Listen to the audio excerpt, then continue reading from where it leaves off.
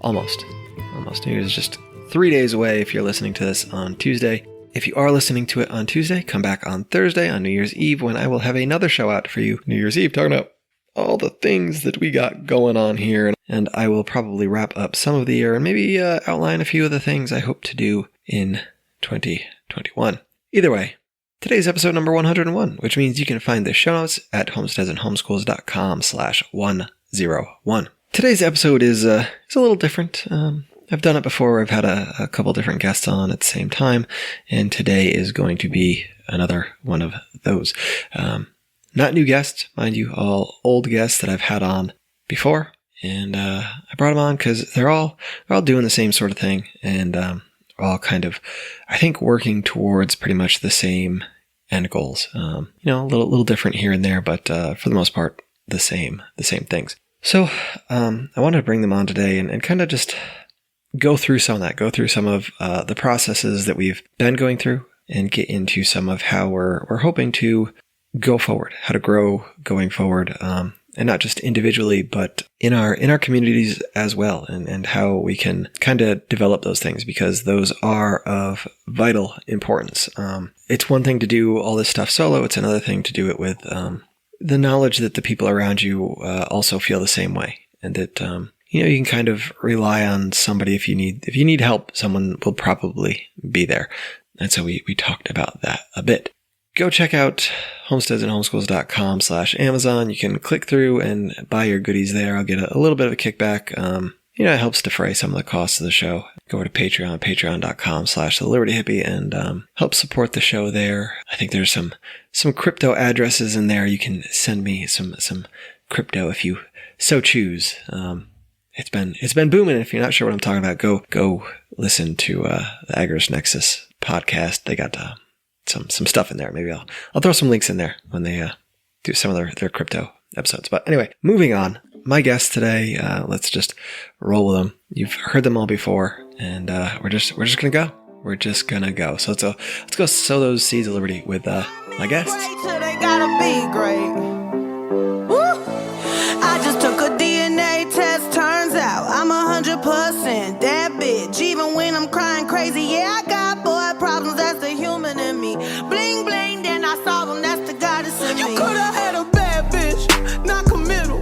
Help you with your career, just a little. You're supposed to hold me down, but you're holding me back, and that's the sound. All right, so I got another podcast going on. I brought some friends along with me, and I don't know. There's three of them here. They've all been on the show at some point in time. But I got Nikki P over there. Have I been on the show, Ben? Well, we've thought about it a lot. Sort of. But you have. You came on with Lizzie. Did you say? I think you talked with Lizzie. Maybe you didn't. I had Nick's wife on my show. Nick will be on eventually. I was gonna have him on for like show 100, but then I neglected to do so. He may still be, because I'm recording this prior to show 100. So who knows? Maybe. And Dag's down there. I say down there because you're on my screen down there. And Gonzo's here as well. So we're going to get into it a little bit. Talk about some of our things going on this year. Because I think it's been a heavy year. And, I think there's a lot of progress, a lot of stuff going on that, I don't know. I just want to talk about. So, guys, thanks for coming on. I appreciate it. Absolutely. Thanks, and I appreciate you making eye contact with me when you said it's been a heavy year. I'm assuming it was a low key fat joke, and I appreciate it. It was so sensitive. Yeah. Well, I don't know. So, real quick, let's start. Gonzo, what do you got going on in terms of your homestead sort? Where are you now? What do you, if I walked out your door, what am I gonna? You would walk into about 30 assorted fowl. I've managed to nail down the breeds that I want to have a breeding program with, and I've started some breeding programs.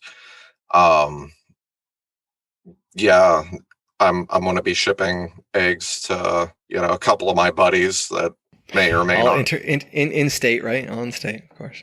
I don't even know where anybody lives. I don't believe in imaginary lines.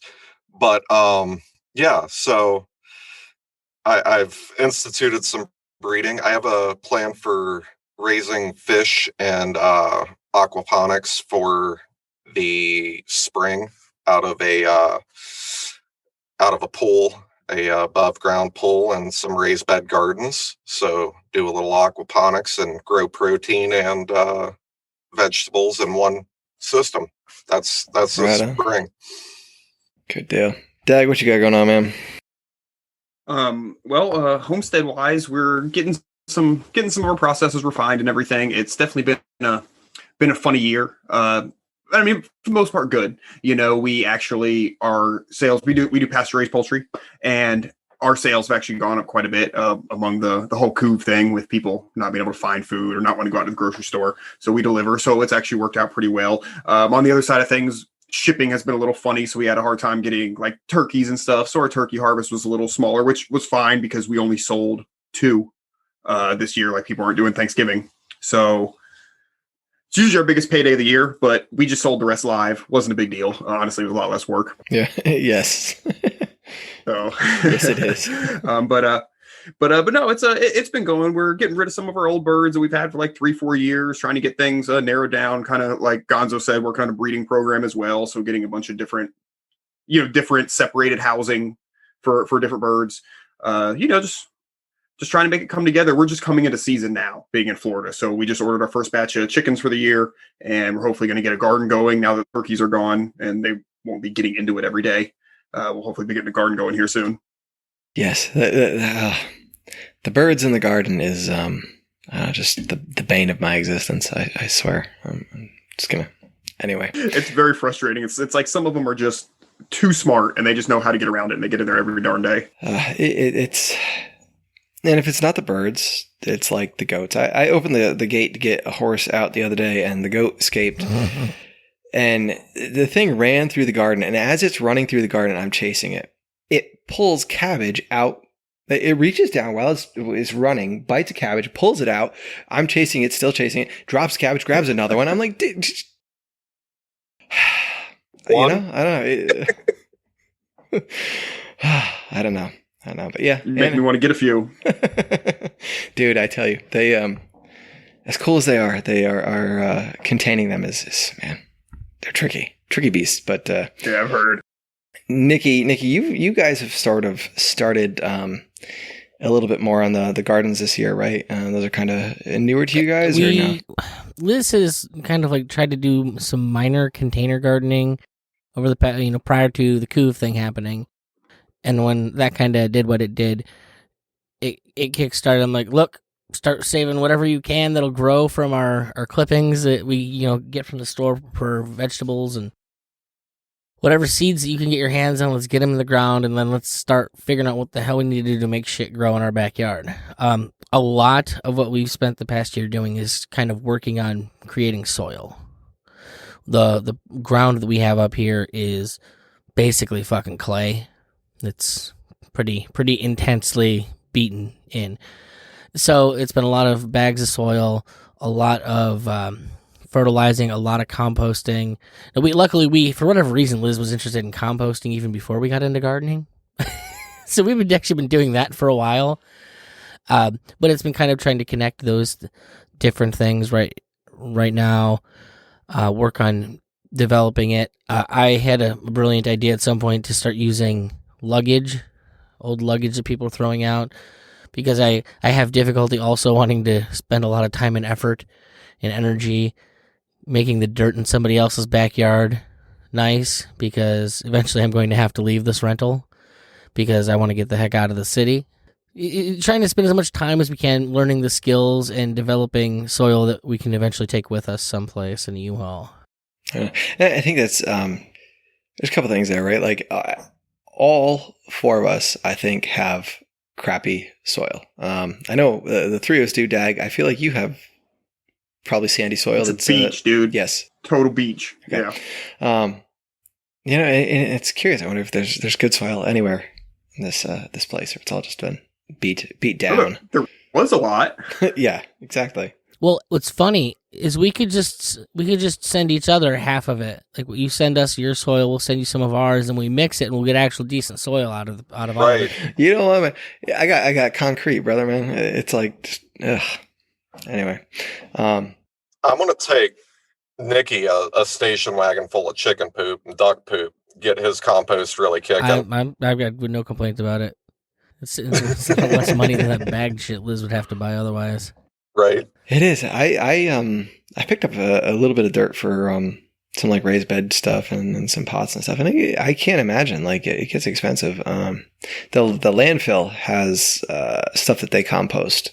I want to say it's like $25 for like a couple. It's like a garbage truck bed full of it. But some people have said it's no good, like, because you don't know what they're composting. But at the same time, like, hey, you know, free soil is free soil at this point. Give it a couple of years and it'll be kind of wore out. But compost it on your own. Yeah. Well, and that's it. Like, I have been for last year, but pretty steadily dumping in like leaves, like going out into the woods, raking up leaves, and putting them in the garden, raking up, you know, sticks, putting them in the garden, chicken crap, putting that in the garden, like all that stuff. With your leaves, how are you composting them? For now, I'm just turning them in. There's a couple different ways you can actually expedite the process of making those into soil. But you have chickens. I mean, chicken shit and leaves is like makes the best compost, you know? Yeah. And like I just been like, you know, we always grow like a winter cover crop on things, you know, and try to build soil up with that stuff and then break it down and turn it back in. But yeah, you know, it is what it is. What do you do for a cover crop? This year we got some daikon radish, some beets, and some chicory and clover. So, ooh, chicory. Yeah. I'm gonna try to pull the roots on them and use them as coffee substitute. I've tried it once before and it was okay, but it's not terrible. Yeah. So something we can all pull from that, like all three of us, four of us. It's a learning curve, right? Like, even, you know, Dag, how long you been doing this for? Growing birds and I first got the land in 2014, so damn, it's been 6 years. That's insane. So like 6 years, and yeah, I mean, it's just even like my whole business model to start was I was going to grow veggies, you know, organic veggies, and ended up getting chickens as a side project, you know, to help with composting, really, and ended up just falling in love with the animals. And then I'm like, I look around now and I'm like, I was going to turn the 6 acres of sand into a vegetable farm. What the heck was I thinking? You know, where I've got pasture and like I can just raise birds. So there's that. It's learning what works for you, and of course that's going to depend a little bit if you're doing it as like a homestead or if you're trying to be a little more commercial, you know, as far as the decisions that you make. But yeah, I mean, the best way to learn I found is try something and mess it up, and, you know, learn from your mistakes, and, you know, then you can just keep building, you know. And, you know, when I first started, I was building stuff out of trash, old pallets, and now I'm like buying lumber and making stuff nicer, you know. Mm-hmm. But, you know, you just got to take it a step at a time. Yeah, man, bro. I just built a pallet barn for the goats. It's, I don't know, it's like that looks good, man. I saw that. 12 yeah, it's cool. Except it's tall enough that the horses can get in, which is kind of cool. Except that it's tight when they get in there, and then they get all antsy, and then they spaz out. And you can imagine what a 1,000-pound animal spazzing out looks like. So I have to figure out how to keep them out. Otherwise, I'm going to have splinters and sheet metal everywhere. But so I'm curious. Nikki, you're more on the homestead, sort of just grow it for your own side. Gonzo, are you kind of the same mindset? Like, when you started doing your poultry and stuff, is it more just something to put in your freezer, something to put in your refrigerator? Is it something that you're thinking about as a source of income or trade or something like that? It started with me with having children, that I really decided that I wanted to get more into the homesteading side of things. I came from the survivalist side, you know, and to actually have the ability to put down roots, I've discovered that you can do that modularly. You don't have to do it, you don't have to have the place like Nikki says, you can do raised beds in luggage and it's fine. And I brought in the birds to improve my soil, number one, and to have a protein source this year for my children. Because earlier this year with the couve nonsense, I went to the store and there wasn't eggs and there wasn't meat. And it really, okay, I can have this in the backyard. I have the ability to do that. So I implemented it. And that's kind of how I landed here with, chickens and ducks. Right on. Yeah. It's a big spectrum, right? Like you can do all sorts of things with it. And I know for us, right now it's just like ours, right? Like I don't raise meat for anybody else. I might give a few chickens away here and there for thank yous or Christmas or Thanksgiving, whatever. But it is something that I think personally, like I would like to see more of in my life, like expand more into that kind of market sphere of things. Whether it's trading or selling or whatever it may be. And it's funny because that's not something that like I started out with planning on doing, I don't know. So Doug, you started out like you wanted to like actively be a veggie gardener, farmer. Yeah, it was definitely a business venture. I mean, a lifestyle change too. I it was something I wanted to do for, I was a, environmentalist and this and that, just trying to get out of the city. But yeah, that was definitely the goal. Wrote a business plan, the whole thing. Yeah, that was the goal, but it's really has become just so much more of a lifestyle, especially since, I moved actually onto the property a few years back, then it just becomes I don't know. It's, I just see myself being, the old man in the rocking chair with a corncob pipe, and the shotgun, my old age on my, my estate, and I'm very comfortable with that. We share the same dream. Nate, what about you, Nikki? Like, is it more just... Unlike you, gentlemen, I have no interest in being a farmer. I've never had any interest in being a farmer. I grew up in the woods, and other than running through the woods, I've never really liked doing much of the woods.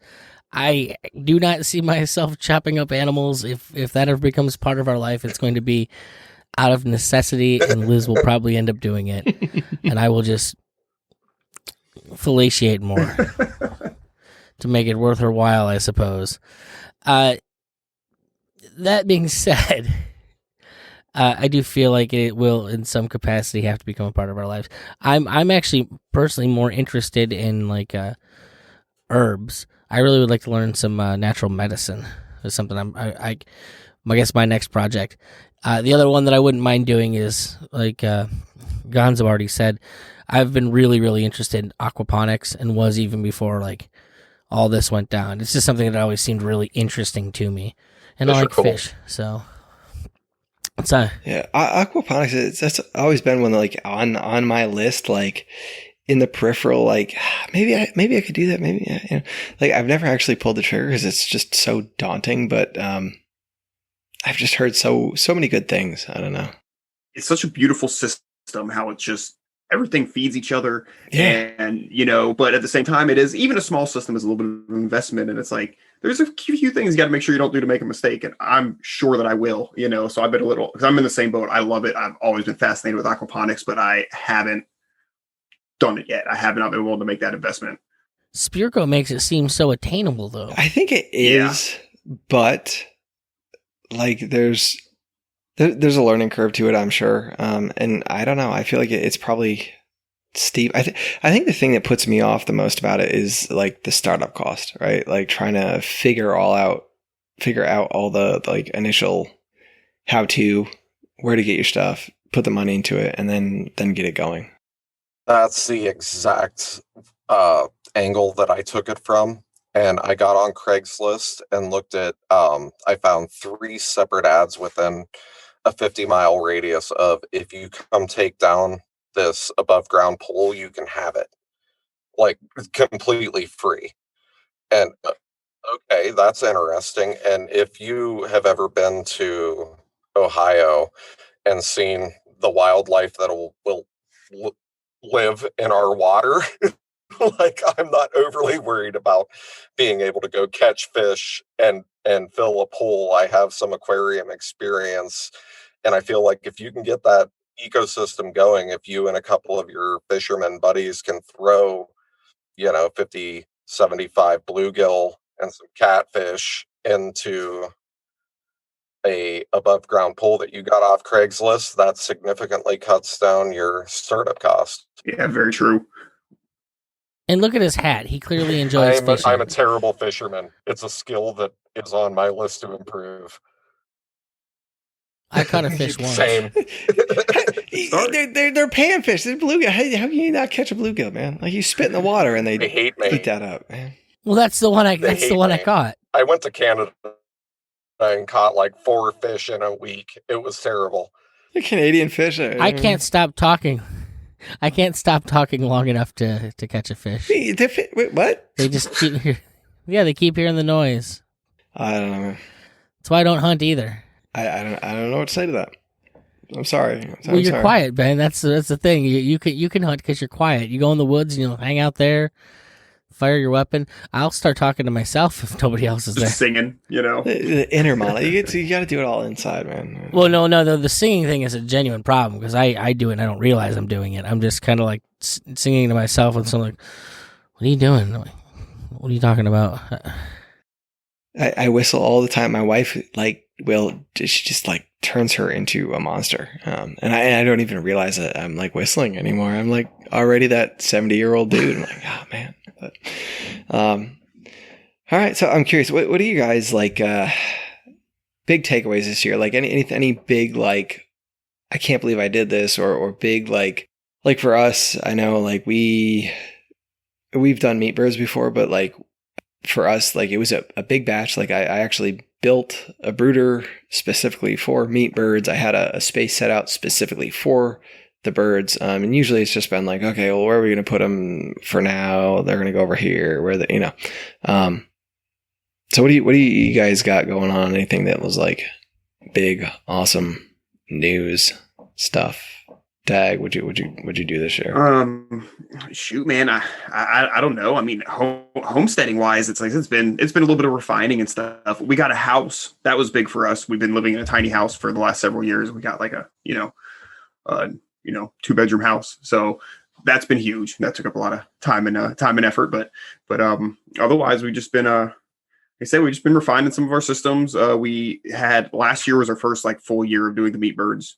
So I've been sort of taking that experience and trying to, get geared up to do a little better this time. Better chicken tractors that don't blow apart in the wind, stuff like that. So just some general upgrades. It's tough, man. I know you've had the similar similar problems. Winds will destroy you.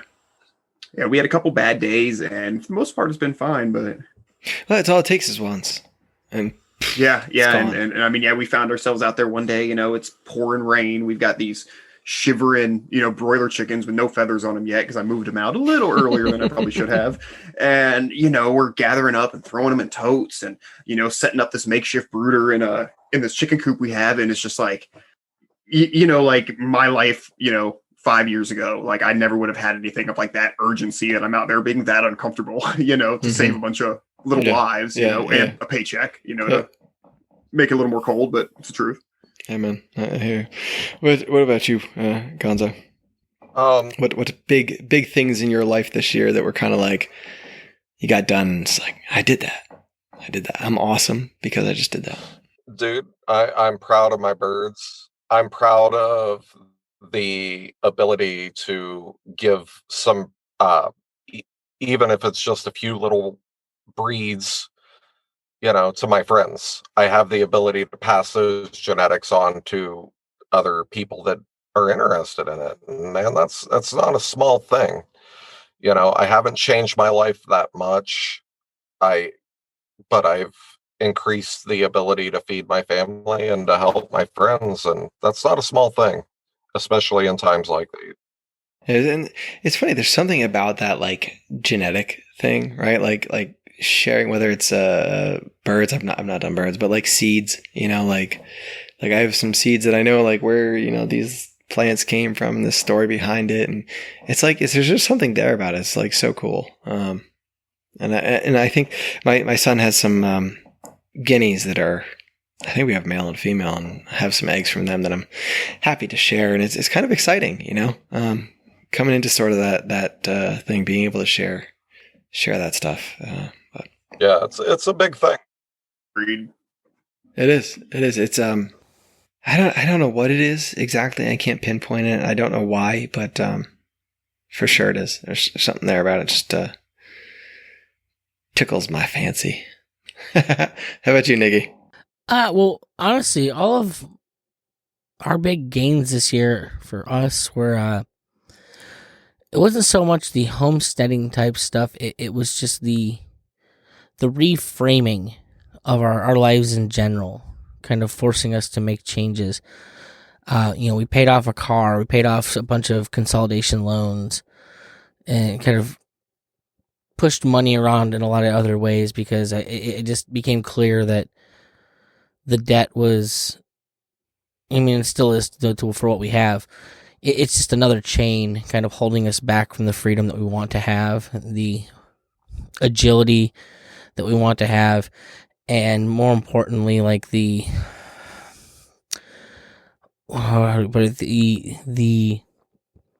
resilience that we need to have with our daughter, and the ability to take care of ourselves and them.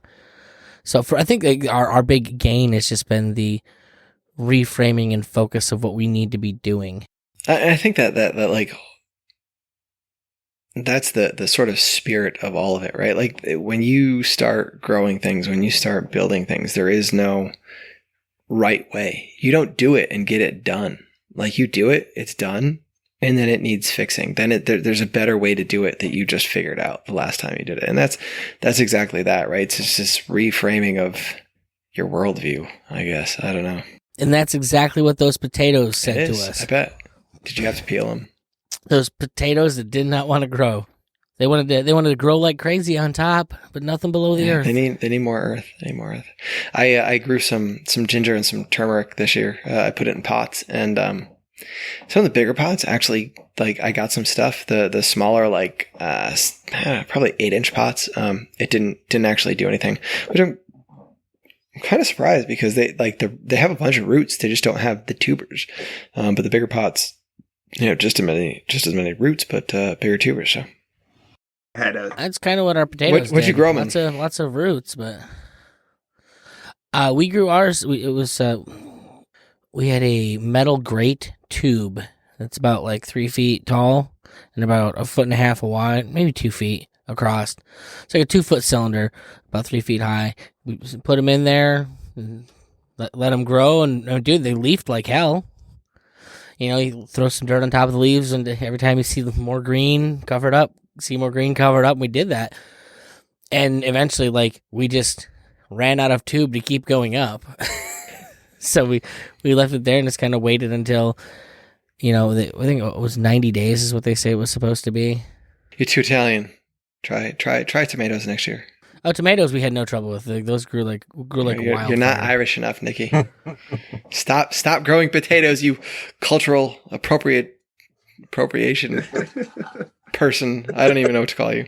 We were still getting tomatoes like even after it started getting cold up here.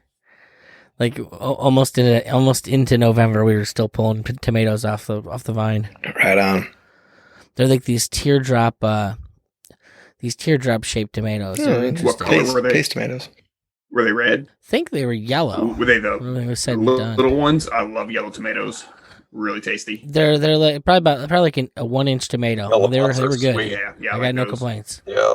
That is one thing that like I love to do. And like we don't get winter down here, so like there's like no time off like you have up in the north. Like not that you have time off, but like there's days when it freaking snows 3 feet outside, and you're just waiting for it to stop so you can go shovel. And like we actually don't have those anymore. Global warming. Haven't you heard? I'm sorry. Hashtag how dare you. I miss them dearly. We've got those days, Ben. They're in August. Yeah, I know. Where it's just I'm not going outside. That sun's like 3 foot high out there. No. But there's still things to do. Like, that's what's so awful about it. There's still crap to do. Like, I have to go put sunblock on the horse's nose because he's going to get skin burned. Like, dude. Oh. Yeah. I didn't know that was a thing. Oh, no. It's a thing. And everything you keep saying is more and more reason I don't want to have livestock. You can get look, as long as your livestock pays you back, it's okay, you know. Horses are just expensive pleasure vehicles. It's just a cheap pleasure vehicle. That's all it is. I like livestock I can fend off with a stomp, you know. So I like the birds. I've chased a horse away with a stomp. The other time I tried stomping it didn't work so well. So anyway, so one thing that that I'm going to do it because I'm going to do it because it's my show and I can. Trump or Biden, who won and did it matter? Just a yes or no. Nikki, what happened? You can go back and listen to any of the points I talked about this on any of the podcasts that I'm a part of. I can say that the universe worked out exactly as I said it would. Good answer. Gonzo? I've been saying since the middle of summer, I'd say it was August when that podcast dropped, that the ballots are counted before the votes are cast. And there's a lot of controversy about the mail-in ballots, and man, I'm an anarchist. I don't vote, but I have no dog in this fight. But it doesn't look fair. Is from where I'm standing. It doesn't look fair. Does it matter? Does it matter if it was Trump or Biden? Would it matter? I don't acknowledge a master. I'm a free man. How about you, Dag? Not really to me. No, it doesn't. I don't care, but I do have to say I don't care. But I mean, it's entertaining, you know. So I can't lie about that. I do definitely gain some sick pleasure from watching people, freak out one way or the other. But I don't know. I mean, I could think of pros and cons for either or, but ultimately, it doesn't seem like it matters who's president. The state marches on and grows every time. We've got gonna have whatever, a Democrat possibly in there who's been a terrible warmonger. Trump wasn't a warmonger until 4 years ago. So, I mean, he's got that. Yeah, I hear. And I think I'm kind of in the same boat, right? Like, I'm not sure how it all went down. It doesn't, I don't think it's like legit one way or the other, but at the same time, like, when's the last time we had a legit election? Let's be real. When's the last time the government's done anything competently? So I can't imagine they can do an election well. My beef is that my inner D&D kid is just screaming about the rules, and so I get really upset that the Democrats managed to hold up Trump's presidency over the whole Russiagate scandal that was obviously made up from the beginning and has since been proven to be made up after the fact, after all the memos have been released. And so it seems frustrating to me that Trump doesn't get to do the same thing and hold up Biden's presidency for 3 years with some crazy criminal, He is, though. What do you mean? He could. I mean, they're gonna have to. I think it'll be over before December. I can't imagine they're gonna let him. I can't imagine they're going to let him go around and just be able to talk and exist, because when he's not constrained by being president, I mean, he's still going to be a person, and I don't think he's going to keep quiet. I mean, it's Trump, Oh no, he will be. No, dude, he's going to be. The only thing keeping him on any of the social networks right now is that he is the president. He'll immediately be kicked off of everything. But he'll be able to do a lot more media, he can do podcasts or something like that, he's going to talk to people. But who's going to want to talk to him? He'll do his own podcast, man. I'm going to interject. Look at all those losers. You did this, Ben. Yeah, I didn't even. And they'll take away his hosting. I kicked the nest, and I didn't even mean to.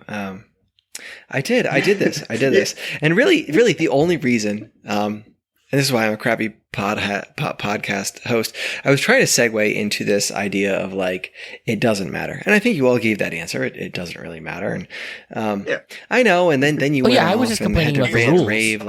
Forgive him. take my show over.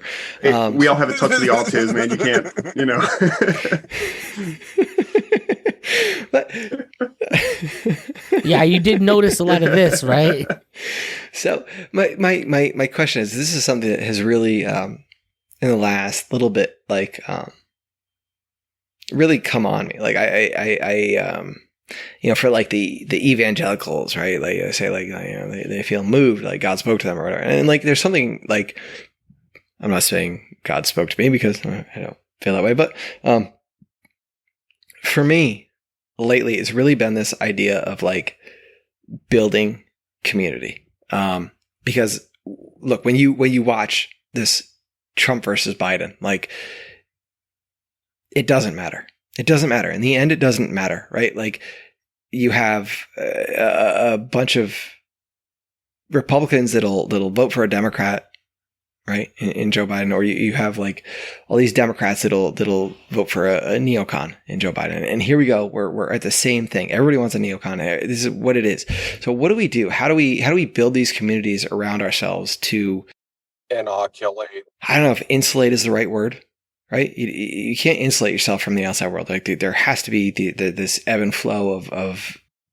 Well, you can stop playing the game where America loses and Davos wins.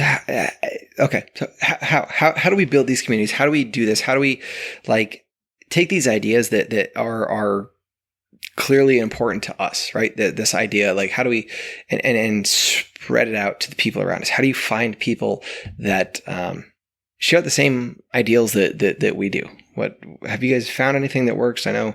Well, you congregate in a house. I can't. You're going to cough on me and nice. give me the coup, brother. I'm thinking Waco, Texas, and then we take the skills that we have, which are generally guns. Most of us know how to operate firearms, so we can kind of work with those. Maybe sell them a little bit. Shut up, Nikki. I don't see that ending negatively. It's gone. Is there any evidence to the positive? Or wait, or we could go singularly and we could move out into the woods, and then be pressured by some stranger to take an extra inch off of a barrel of a gun. I hear Idaho's beautiful this time of year. And be a good man, to a person in need. And I don't see that ending poorly either. So I think we pretty much have the world at our oyster. We can do whatever we want, right? I have no idea what you just said. So I say go and talk. I say go and talk to Childerberg on Twitter, and talk to our boy Jake about starting up the town. That was something that I saw you and Gonzo bouncing around in the Keybase earlier. All these different places, right? There's Fork Fest, there's Pork Fest, there's Midwest Peace and Liberty. I don't know what is it. There's Childerberg. There's Midwest, whatever there may be. They're all over the place. Is that what we rely on to find people? Like what works? Well, that's a start. You've got the Freedom Cells organization. You kind of get into that and find people. You have to rely on the people around you to help network. Networking is the most important thing. I think getting in fights with people that don't give a shit and don't want you on Facebook. I get upset. What if you get in fights with people that do like you? They're like, we have to fight for our right to stay on this platform and talk. Why? Nobody wants you there. They're not going to change. You're going to yell at people and get upset. Stop yelling at people and just go find people that believe what you believe, and then build communities around that. That's all you can do. Like, you're wasting all this money trying to change Section 230 of the bill, which is going to, by the way, make things worse for people if they do that. Just go find a place where you can meet those people, talk to them, and start moving in the direction of maybe getting a couple houses in an area. Start there. Maybe buy some property. Find ways that you can consolidate resources with people that you trust. That's it. That's all. It's all boils down to. The world wants to move to a trustless society, so you're going to have to create your own trust societies. Interesting. Which is, and I think that's like that first step is what's kind of intriguing to me, right? Like, what do you mean? You meet people at a farmer's market? You meet them online? Is there like a Craigslist, back alley. Like, what's that? Back. I mean, yeah, a little bit all back of the pages, above. Back pages for like freaky deaky. Get off. Leave me alone, people. You know, like what? Gonzo just added me to a Twitter group the other day that I didn't even know existed. And there's people within like 5 minutes of my house that are in that group. Yeah, well, I mean, freedom cells is a thing, like Nikki mentioned, and I haven't actually done like meetups, but there's several people near me that we communicate and talk and stuff, and we're hopefully going to do like some meetups. My wife actually made some, actual like anarchist friends within a couple hours from us, and we go every couple months and go on a anarchist pontoon boat trip, and with a bunch of people, and it's a real hoot, and it really does. Once you start doing that, like you almost get like addicted to hanging out with other, people who don't want you to be locked in a cage. It's not even like you hang out and have to talk about anarchy. It's just such a feeling to just hang out and bullshit about whatever and know that, you're on the same plane. So Pork Fest, not this past year because we were all locked up, but the year before we went up to New Hampshire. I don't think I saw my daughter maybe a couple times a day for a few minutes. She wouldn't hang out with me, wouldn't be around us because she just found this other girl that she wanted to go hang out with, and they just ran around for days. Until I forced her to eat with us, she didn't want to do anything. Meanwhile, I'm getting to watch people talk and getting to hang out with other people. It's the funniest hippie festival ever. Is you're walking around with a bunch of people promoting peace, all strapped with semi-automatic weapons and on their person, walking around, and no one's like, "Hey, what's up, Jim? How's it going?" There was a dude walking around in like a leopard print fucking kimono, I feel like, with big aviator sunglasses on, selling not mushrooms through most of the days that we were there. And it was so much fun being in a place where just you're not in fear. You're not afraid that you're going to offend people. You're not afraid that people are going to rat you out. The police would come and do their drive-through, at which point they were led very specific places through the area and escorted back to the entrance. And there's so many different places, things like that. People are doing that more and more now. I think it's going to become even more imperative now with the whole masking situation, because, I think there's going to be very few places you can go that are going to be mask-free zones. And I think that it's basically going to be the places that our people create. So my goal in 2021 is strictly to spend as little time around non-ideologically like-minded people as possible. Gonzo, you got anything to weigh in on building community? And it's so much fun for the family too. I was getting at it to say, it's the family opportunities are great too, because, dude, it is so nice to not be afraid of who your kid's around, that she's going to pick up something stupid. Well, it's important to remember, we're talking about, Grand, like, meeting up with other people who might already feel the same way, but, we also need to, keep in mind, like, how do we deal with our neighbors who maybe are, like my neighbors probably all, voted for Trump, maybe not the Mexican ones, but, but they're still, no, actually in your area, it was about 50-50 from the ones I talked to. Because about the demographics were moving in the direction that more of them did than didn't. But so it's also, you need to learn how to deal with people directly around you, your neighbors and stuff. And how do you, it might be easy to get along with them, but how can you nudge them in the right direction? Because there is always that thing, like Nikki had pointed out, like, you almost feel like maybe you're being judged when you're with people who are, who don't think the same way, but you don't want your neighbors to think you're an insane lunatic, because you believe that maybe the government oversteps a little bit, so I don't know, maybe you got to be delicate about that. I've been pretty fortunate with my neighbors, but I definitely, honestly, I think that your ability to do that is going to be going away. I think you're going to have to move. I think we're all going to have to move. That's just not gonna cut it anymore. I hope we're wrong, right? But I don't see the Karen thing going away anytime soon. Yeah. So a lot of that might depend on your on your area too. So I know I'm not going to be able to stay here. It's Ohio. That's you why can't stay in I'm not Ohio. putting down. It doesn't matter who you are. Oh no, I don't know where I'm going necessarily yet. I'm going to be looking for 5 acres somewhere though. You got a mule? So it wasn't you guys that brought this up the other day about like the whole 20 acres and a mule thing, and I did talk about my wife as a sharecropper, and like her so She should be the one to tell the story. It was her dad's family. Yeah. Come back. We'll get her on, and she can tell her sharecrop story. And none of them wanted to be. And guess what? They were given the land, and none of them wanted anything to fucking do with it. That's totally a conversation for Free Market Screener to I think get into that even deeper. But Gonzo, what were you saying, brother? Sorry. I was just going to say that you just in your podcast have built community in the past year, because I met Nikki P through you, and I was fortunate enough to be able to spend a day with him, his wife, and his daughter, just hanging out as humans and discussing philosophy and eating. I'm going to be bugging him more in the next year. He just doesn't know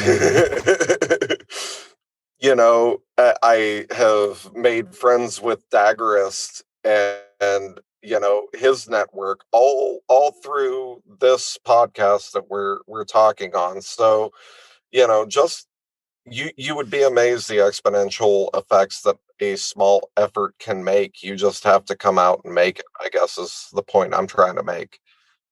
I don't even tell people to go to, I got rid of my Discord and all that stuff. I just tell people to come hang out on Keybase in your group.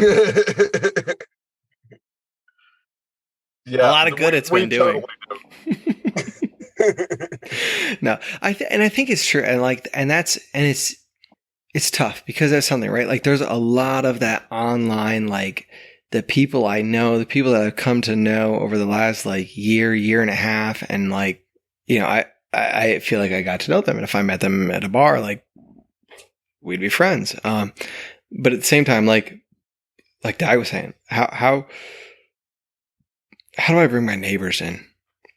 Right? How do I, when it's in my direct contact, the people that I'm going to have to call because something happened at my house, and, the fire department's 20 minutes away and the cops are half an hour away. So who are those people that and how do you bring them in? Right? How do you, and I think we've been building on some of that. And I think you guys mentioned the freedom sells things, and even to the point of moving, you vote with your feet. And to some degree, that's what we did. I grew up in New England. I love upstate New York. It is absolutely beautiful.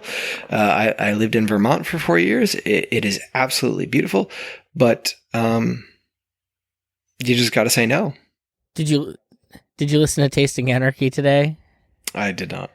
Their newest episode, they were talking to this dude who works for Finger Lakes Wine or whatever it is up there.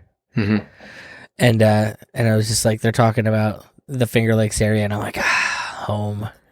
I know. They're like, right? I hear it's real beautiful in the fall, and I'm like, God, there's nothing more beautiful in the fall than. And I don't know, is that something everybody feels, or is it just that New England is that freaking beautiful? And screw you. You think I'm saying New England? New England includes upstate New York, and if you say that it doesn't, you have no idea what New England is. Whatever.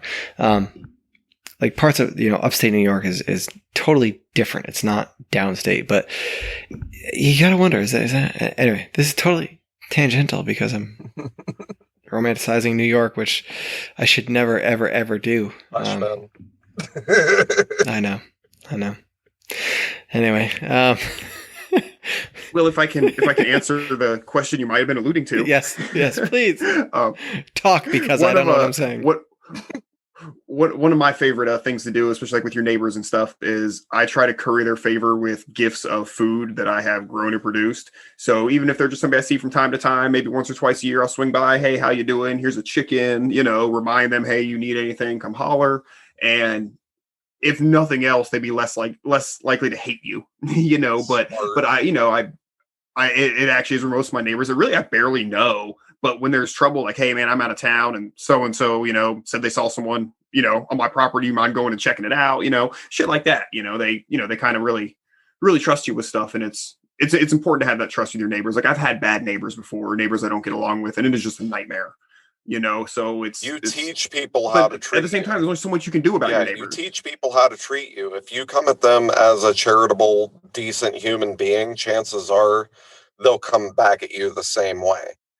And it's important to remember that. Don't expect a better human upon meeting someone. You have to project, like, look, I am a worthwhile, decent human being, regardless of what my beliefs may be, regardless of my religion, my politics, or, any of that. I'm going to approach you like a decent human being, a charitable human being. You'll have better results than if you Karen them, man. That's always been my approach. Seems correct. Yeah, I like that. Well, I don't like to start at douchebag 11, but at some point you got to fill me in. I'm not It's sure what that is. They need to know. I will feed the tuna fish sponge to their cat. Oh, goodness. You don't know that move? I have no idea what you're talking about. So it's not really digestible. It's like giving a plastic egg to a snake. It's just mean. Cold-hearted. It's a fucking Ohio is soaking a ruined sponge you, in tuna Nicky. fish juice. Is that what's happening? What's that? Are you just soaking a sponge in tuna fish juice? Is that what you're talking about? Yes. Ohio has ruined you. Get out. You gotta go. Not We're saying gonna set the I'm not fucking lake on fire. You've gotta go, bro.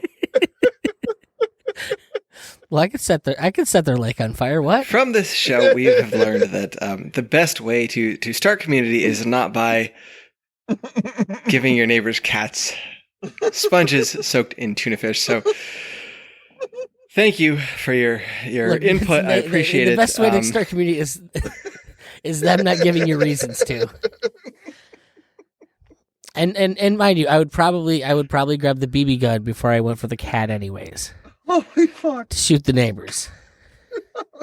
Maybe break a window. I don't know. There was something I was going to say. Podcast That's I've ever totally been on, gone now. I so. totally forgot. But I'm a pod rapper. That's all it is. If it doesn't reach 15 quick enough, I'll make sure we jettison it there. I blame Ben. I blame Ben for this. I'm very meek mannered. I don't have a strong fist, and it is what it is, and when I have guests on, they just run over, and it's not my fault, people don't know how to control themselves. But let's go through let's go through the rundown. Dag, where can we go to find all of your goodness, your unicorn meat, and everything else? Well, I'm a daggerist on social media and whatnot. I co-host the Agorist Nexus podcast. I do some writing for them. They're a really excellent group. I'd recommend everybody check them out. A lot of really good content. They also have a business directory and stuff. So if you have a liberty-minded business and you want to list it for free, head on over there and do it. And I don't know. That's about it. Check me out on the Homesteads and Homeschools Keybase group. Maybe I'll put a link in the show notes to that. I don't know. It's tough to find. That'd be key. Gonzo, where you at, brother? You using fancy words. Gonzo, where you at? You just started a podcast, you fancy man. I do. I have a brand new, shiny podcast. It's Escape to Autonomy. We discuss a lot of what we've just been discussing in this podcast. You can find us at Escape to Autonomy on all social media. I'm Gonzo. You'll find me at Gonzo01201. My opinions are uncensored and not as friendly as my podcasts. How about you, Nikki? Where are you at, brother? Just go to nickmccone.com and you can find out all the stuff that I do. Where I talk about music cats and environmentalism and Christmas stuff. Talk about sponges. No, not at all. He looks like a cat person. I have a cat. Enzo's wonderful. Everybody talks about all the deaths that COVID has caused through suicide and job loss and whatnot. Our cat was supposed to get spayed and it got put on the back burner. And now I have 5 kittens. And that is all thank you to COVID. And that is why we should just all this is just That's why you need some sponge and tuna fish. Is that what you were saying? Man, that's terrible. They did not ask for that. You should never do something that horrendous to an animal. What kind of a monster would do something like that? All right, well, that's the show.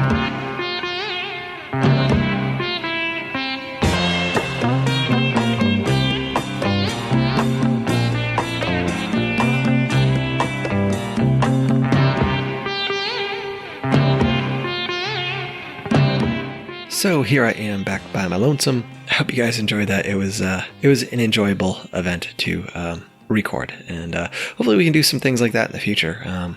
Wouldn't mind doing something like that with maybe some homeschool people that are really working on that sort of end of things. I don't know. If you hated it, let me know. I'd love to hear from you. homesteadsandhomeschools@gmail.com.